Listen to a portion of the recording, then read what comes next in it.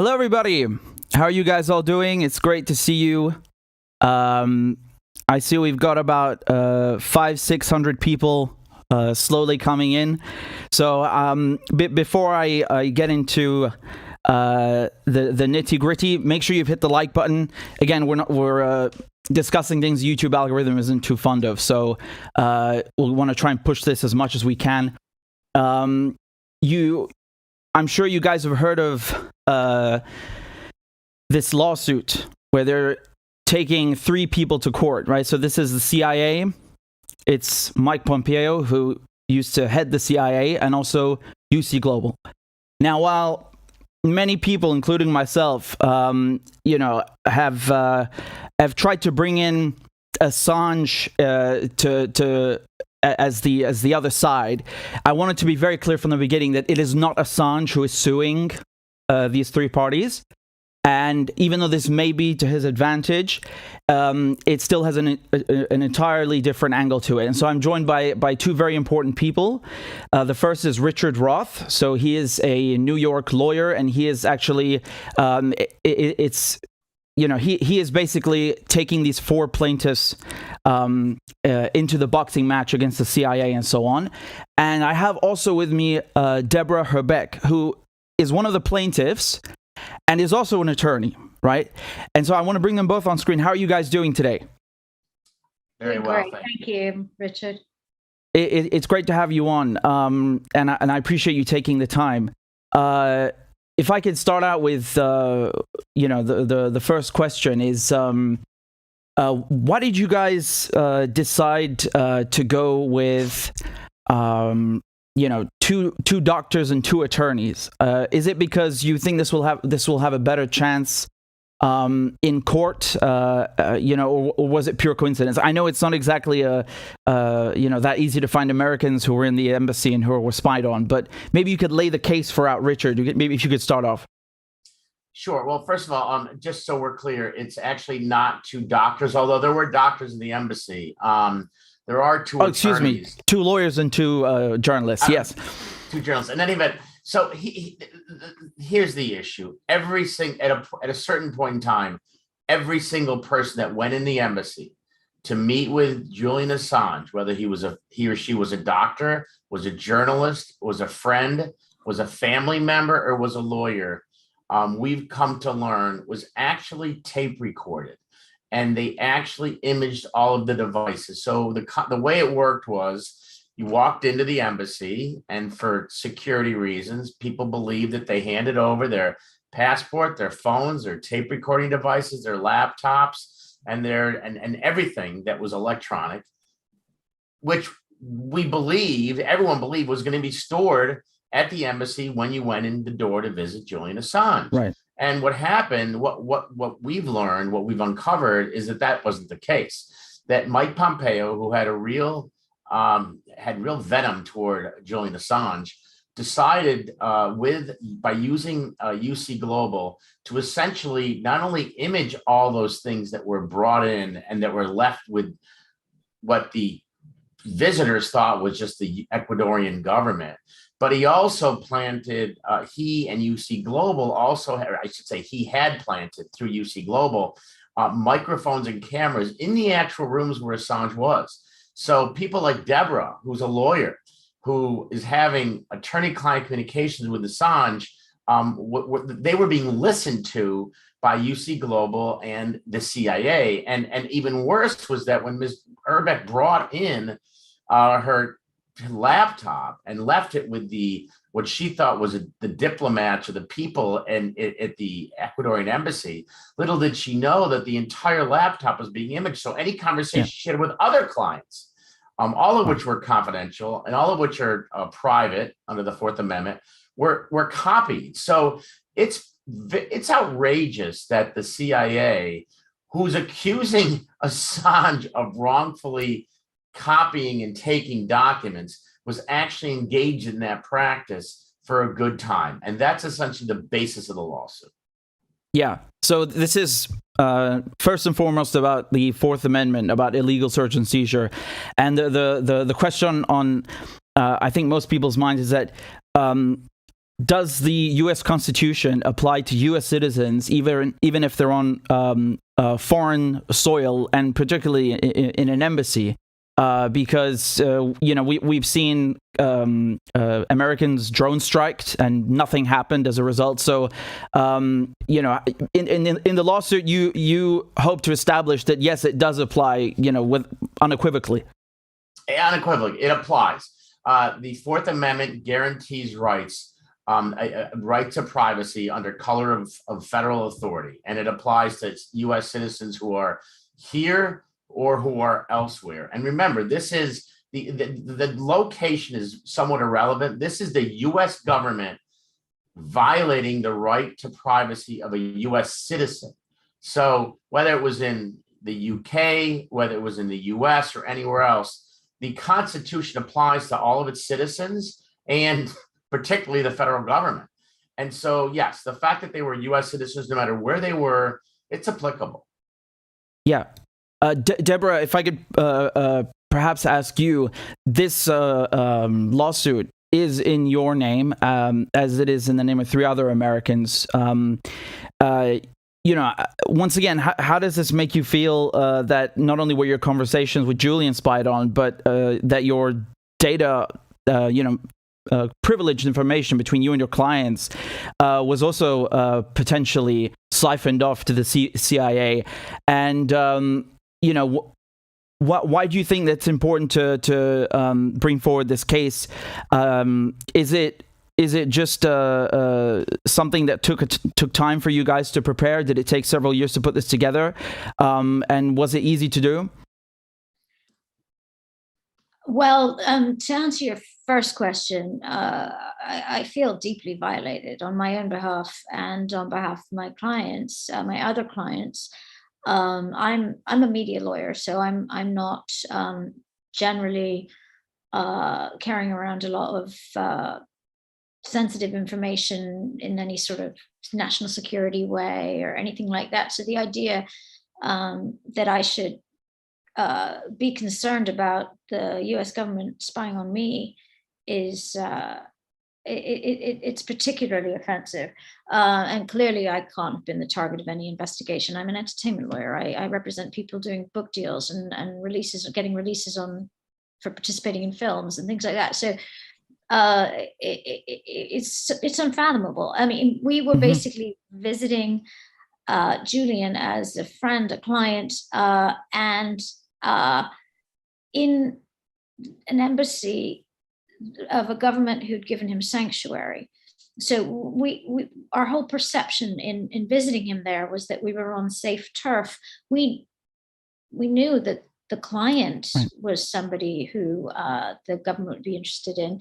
But we thought the idea that the U.S. government had infiltrated the embassy and was actually getting information about this client through us is just beyond the pale. I mean, I'm a civil rights lawyer. I'm not under any illusions about true justice and etc. But I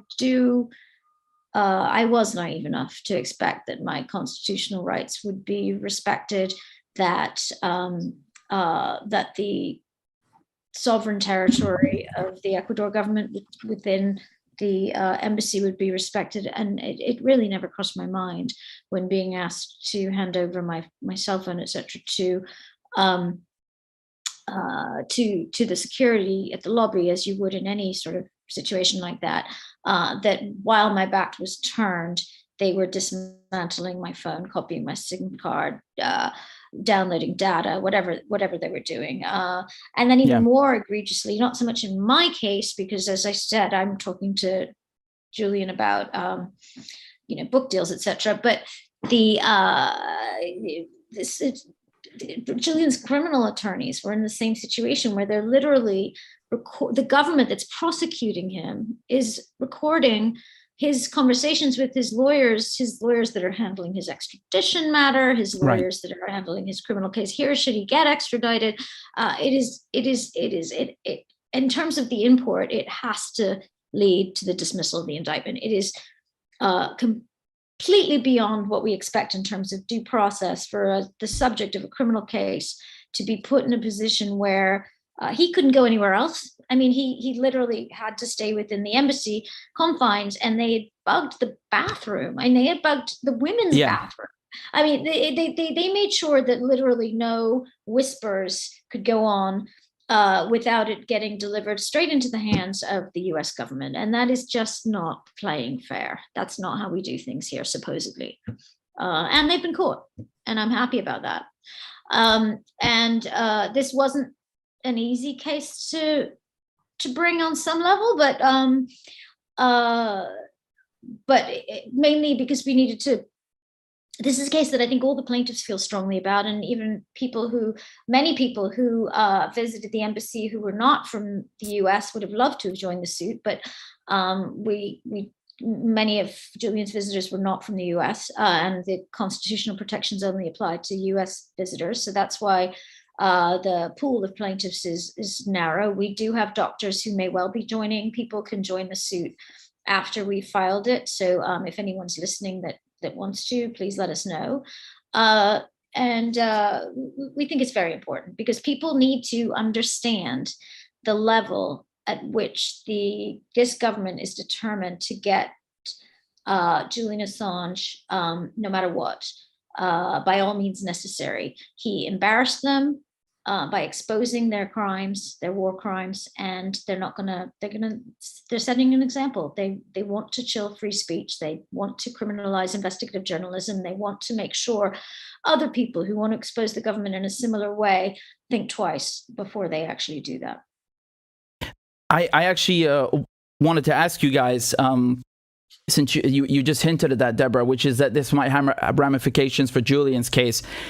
Is your hope that not only will this get you justice, but also have Julian's entire case thrown out? And is that a possibility, given that the evidence, is tainted, for lack of a better word? It would be considered tainted, would it not?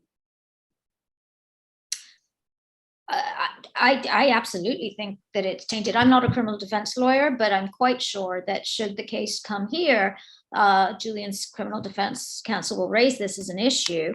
But what I would hope in the shorter term would be that, right now, the Trump administration is the administration that issued an indictment against Julian Assange. The Trump administration is the administration that sought his extradition to the United States on these ridiculous charges. There's 18 counts, 17 of which are under the Espionage Act, to charge a publisher under the Espionage Act, which is for seditious traitors. And the guy isn't even an American citizen. He's an Australian journalist. How on earth does he have any kind of loyalty to the U.S. government, but to be charged under a statute for traitors? So it's ridiculous.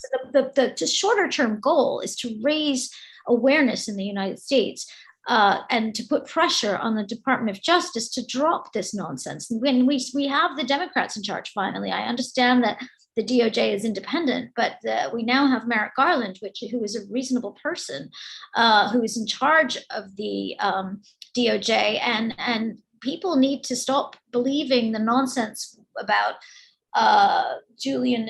People love to start every sentence with, "Oh, I don't like the guy," but it doesn't matter if you like Julian, if you know Julian. His character has been dragged through the mud to be able to. He's been turned into this pariah, so that we don't even see what's really going on here. That this is a journalist, a reporter, a publisher who is an anti-war activist, a peace activist who is just exposing war crimes, and he's being punished for that. And it is time for that to stop. He's suffered enough. Well, Richard, if I can, and Richard, and to Deborah's please, point, Julian Assange is a publisher. He is no different than the New York Times, than Fox TV, than CNN. He publishes. Things come to him and he makes them known.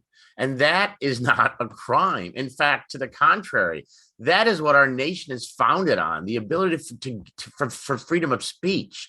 The Pentagon Papers is a perfect example. A month doesn't go by where the New York Times doesn't find something that leaked to it where it publishes. And to say that a publisher, someone who actually is telling the world what it learned, is somehow involved in espionage, is just, it's so un-American, and it's so upsetting, because what it does is it really makes every single journalist nervous that if they get something, should they not publish it? Are they going to be subject to the same Espionage Act? It is, quite frankly, it turns the First Amendment on its head. And it's very disturbing to a lot of the press out there, because Julian Assange did nothing other than take information and publish it. That was it. And Richard, if I could ask you, how do you intend to prove that Mike Pompeo personally, directed UC Global and David Morales, its CEO, to do this? Because it sounds like a ridiculous question, but seriously, in court, you're suing 3 plaintiffs. It's all 3 of them. So how do you personally implicate Mike Pompeo into all this? That's a great question. It's a great question. It's one that I'm getting asked a lot, and it's essentially through circumstantial evidence as well as statements. And let me give you a little bit of background. Number one is, when Mike Pompeo, the first thing he did when he became director of the CIA, was that there was a speech, it's well known, where he essentially just slammed Julian Assange. He claimed he called him a fraud.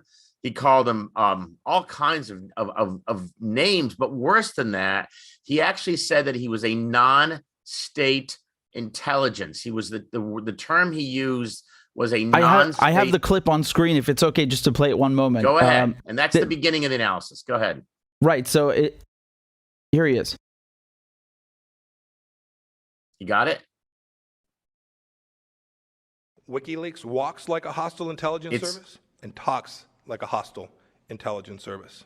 Right. He calls them a hostile intelligence service, a non-state hostile intelligence service. Non-state hostile intelligence service. And we go from there. We're talking about evidence. We go to essentially a meeting, which was in Las Vegas, when at the time, understand something, when Deborah's expectations of privacy are paramount. And when one went into the Ecuadorian embassy, before all this happened, there was privacy, but there was a convention called the Shooting, Hunting, and Outdoor Show, which is the SHOT Convention, in January 2017. And in the SHOT Convention, a friend of a very good friend of Pompeo's, Sheldon Adelson, introduced UC Global and an individual named Mr. Morales, David Morales, who's also defended, to the CIA. We have, and the individuals who are working at the embassy, the laborers, all of a sudden realized that what they were doing was they were engaging in conduct which they thought was not really appropriate. So we go from Pompeo's speech to the meeting at the SHOT Convention to statements by employees saying that they were unknowingly, they were providing information to, quote, American intelligence. Why is a UC Global employee who's charged with collecting data and storing it, why is he all of a sudden involved in providing information to American intelligence to go to the dark side? There's several statements, and what's helping us is that there's a lawsuit that was brought in Spain, a criminal action in Spain, in which UC Global and Mr. Morales are at the heart of that. And while it's sealed, information is coming out to lead us to conclude that Deborah and other people's information was being fed to, quote, American intelligence. So we plan on doing it through Pompeo's speech, talking about getting discovery on the meeting, getting discovery from these UC Global employees who really, I wouldn't say unknowingly, but without their consent, were providing information. Not only that, but they had live stream videos. They were live streaming Julian in the embassy. So there's a lot out there. We plan on getting a lot more, but as far as evidence goes, we have far more than I have in many cases, and the rest of it will be gathered throughout the litigation. Right, because I can say just personally, like 2 years ago in court. I was sitting with Fidel, who's Fidel Narvaez, who was the consul in the Ecuadorian embassy, and we heard together the testimony of those anonymous witnesses, those people who you mentioned just now, who used to work at UC Global, and they're talking about all this stuff, the surveillance, this conversation about contemplating assassinating the guy. So I'm assuming that their testimony is going to be paramount in all this. Yes. Well, you will think about it. So they get hired by a security company to essentially just make sure things are secure. And all of a sudden they find themselves live streaming information, finding out it's going to American intelligence. And they're now thinking twice about what they were doing, and they are coming forward. So yes, you're right. Those people are very important to this case. Just to make one other sort of important point on this issue, please. The Spanish judge is sufficiently concerned about or seen enough evidence about the complicity, or not just complicity, the direction of this entire venture by the CIA, that the Spanish judge has subpoenaed Mike Pompeo to testify. He's sent out a bunch of interrogatories asking to Langley, to the CIA, asking for verification of certain statements that have been made by these UC Global security guards. And the government hasn't denied anything. I mean, they just refused to cooperate. Pompeo hasn't testified. They've ignored the Spanish judge's request. What have they got to hide? I mean, just say, no, we didn't do it. They didn't even do that. Right. Right. And just circling back to what we mentioned, this would basically help Julian Assange very much were he to be extradited. Is that correct, Richard, in terms of throwing out any potential case against him? Yeah, I'm sorry. My phone just rang. Can you repeat that? I apologize. No problem. It was basically what I asked earlier, and that this bodes very well for Julian if you guys are successful in helping to throw out any there are 17 espionage charges and 1 hacking charge, but let's say the indictment in general. Would this help him in throwing out that case? Very much so, because your adversary, no less the U.S. government, has every conversation he had with his criminal lawyers, with his other lawyers. Absolutely. They have absolutely no right. I mean, aside from the Fourth Amendment, there's an attorney-client privilege, which is paramount in these cases. And right. I mean, could you imagine, leave aside the government, if I have a litigation, I'm a litigator, and I have all the communications on the other side of the equation, there's just no way a judge who hears this is going to think it's fairness. And we're talking about Julian Assange's liberty. We're talking about him going to jail. The man has already he was in the embassy for 6 years, Deborah, and then he was another. It's been he's been in maximum security prison for 3.5 years. But I just want to differ a little bit from Richard there. I don't have as much confidence in the justice system here. What happened here was wrong, and certainly it will be something that the criminal defense attorneys can raise on Julian's behalf. We need to make sure that the charges are dropped because of this, that the extradition doesn't happen. By the time he comes here, it's too late. I don't even think we're on anymore. Are you there, Richard? I'm here. Oh, I'm sorry. There's 2 Richards. We're both on. 2 Richards. That's okay. It just has to. We can't wait that long because there's appeals going. He is suffering every single day. His health is deteriorating. It's been an excruciating situation that this reporter, this publisher is in. We can't wait for his appeals against extradition to be exhausted, and then for him to get over here, and then for in the Eastern District of Virginia. I mean, yes, this is all completely illegal, what's been going on, but I don't have a lot of faith in the judges and the juries in Virginia to do the right thing if he's brought here, especially in the context where the public has been so turned against this particular defendant in this way. I don't think he can get a fair trial here. Richard, do you agree with that once Assange is here, it's too late? We don't know. I mean, I hear Deborah, and I hope she's wrong, but I do share the concerns that it may be too late. I'm hoping that a federal court judge doesn't put up with this nonsense, but there has been a lot of nonsense going on, certainly by the prior administration. So I hope she's wrong. I mean, the fact that the man who's a publisher has been in solitary confinement for 3.5 years. my goodness, they don't put murderers in solitary confinement. Think of what he's already suffered. So I hope she's wrong. We don't know. The Eastern District of Virginia is a very tough jurisdiction on defendants. So we'll see. We'll see. I tend to be a little more optimistic than she is, and I hope I'm right. Right, and just as a last question, you guys are seeking some monetary damages, but it's not really only about that, right? You're hoping that this changes how the U.S. government does things. I don't know if that will work on the CIA, but yeah, we are seeking monetary damages because there's a dollar amount that to which the plaintiffs are entitled for the wrongful invasion of their privacy. We are also seeking that the CIA, which is a named defendant, not money from the CIA, because you're precluded under U.S. law to get money from an agency, but we are seeking from the CIA, which we are entitled to, that they return and expunge all the records that they have that were wrongfully seized. And that's something that is also important. Are we going to change the CIA? I'm not that optimistic. I'm optimistic. I'm not that optimistic, but I do think that this man was so wronged, and I think that this has to come to the attention of the public, because it's just outrageous what they did to him and what they now are doing to everyone associated with him. Richard Roth and Deborah Hrbek, thank you both so much for your time, and I wish you all the best with your lawsuit. Hopefully Assange and you guys, particularly Deborah and the 3 other plaintiffs, get some justice. Thank you guys so much. Thank you, Richard.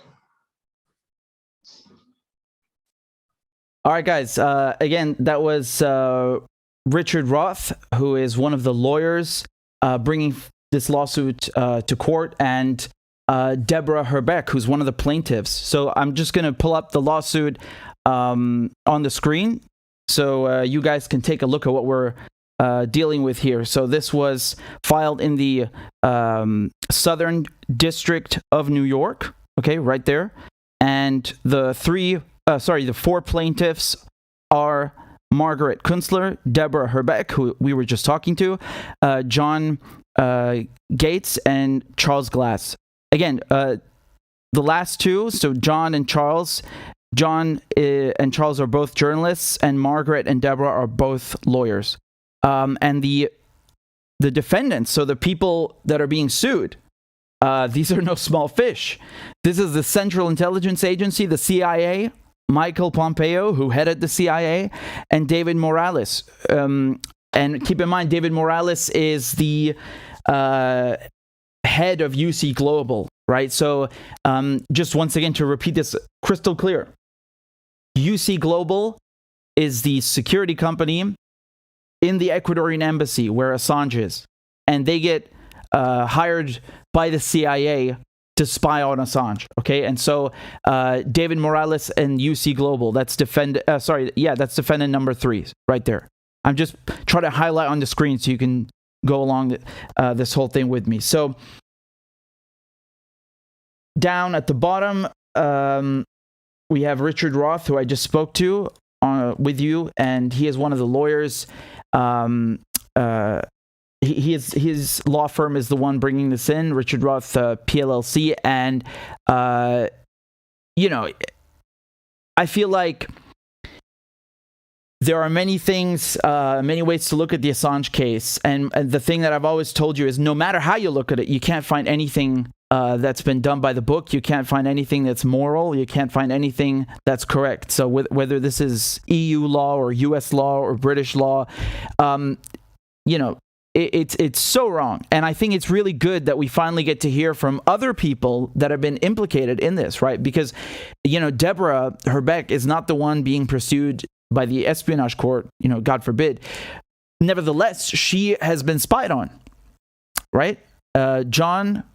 Charles, so John Gates, Charles Glass, and Margaret, they've also been spied on.